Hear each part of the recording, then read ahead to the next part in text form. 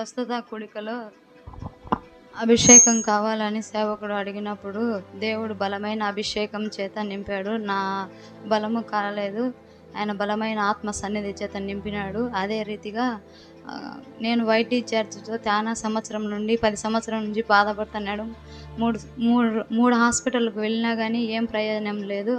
మందులు మింగినా కానీ ఆ కొద్దిసేపే ఉంటున్నది. కానీ నిన్నటి దినాన దేవుడు తాకి పరిపూర్ణమైన స్వస్థతనిచ్చినాడు. ఈ కొద్ది సాక్ష్యం దేవుడు దీవించు.